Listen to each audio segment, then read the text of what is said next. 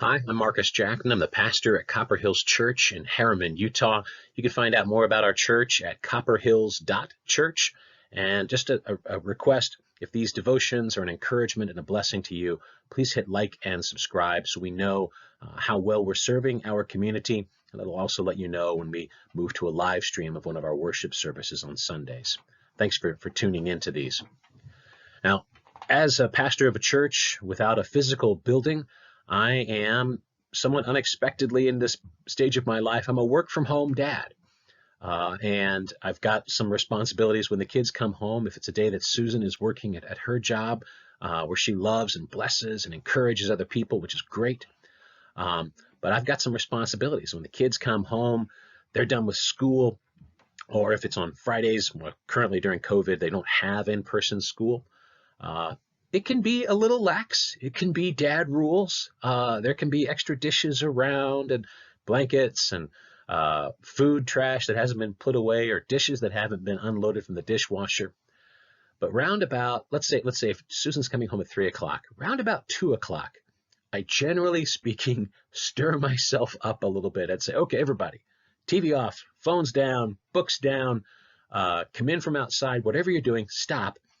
Mom's coming home soon, so we're not going to let her come home to a discouragingly messy house. Let's get up, let's clean it up, let's get busy. Let's bring this back under control because we have a deadline.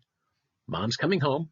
She's gracious and loving and kind, but let's make sure she has a good experience when she walks in the door. Is that how you respond to deadlines too? Maybe you're one of those faithful people that sees the syllabus on the first day of the college semester and starts doing your final project right away. I admire you and I don't understand you at all. That was never me. Deadlines, however, in a lot of ways are good for us. Deadlines force us into action. Mom's coming home, let's clean up. End of the semester, let's do the project. Deadlines are useful for us. In our church sermon series, we're looking at the book of 1 Peter. At 1 Peter chapter 4, Peter is encouraging the people to say, here is how you ought to live. And he opens that passage with a very strong phrase. He says, the end of all things is at hand. Therefore, because the end of all things is at hand, therefore be self-controlled and sober-minded for the sake of your prayers. Above all, keep loving one another earnestly, since love covers over a multitude of sins. Show hospitality to one another without grumbling.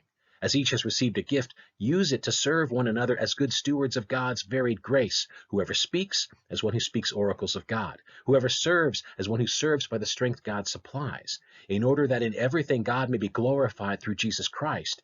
To him belong glory and dominion forever and ever. Amen. All of that in the context of the end of all things is at hand. What Peter means is not that Jesus is coming right now in that sense, but to say all that is necessary to be accomplished before Christ's return, before the end of this age and his remaking of all creation and judging the living and the dead, all that is necessary for that to happen has been accomplished. So Jesus could be coming at any point in time. Therefore, since the end of all things is at hand, since there's a deadline coming and it could be very soon, let's be busy about the work of the kingdom. Let's transform our community to make it resemble the values and heart of the King himself. That's what Peter's saying to his original audience. And this is what the Lord, through Peter, is saying to us. The end of all things is at hand. There's nothing waiting to be accomplished before Christ can return. So let's be about the business. We're called to be busily and sacrificially loving one another right now. We're called to be about that business, serving one another and glorifying God. So why are we putting it off? What other attractions are out there for us?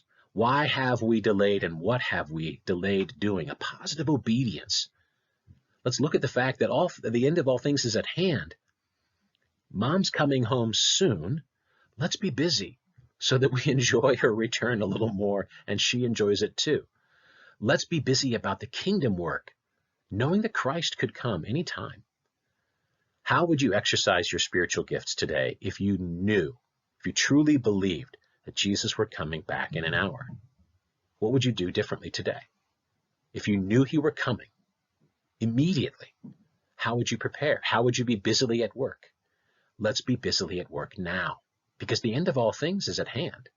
There's nothing stopping him from coming at any point in time, according to his will, according to God the Father's timing. And I want to encourage you then also to be at peace.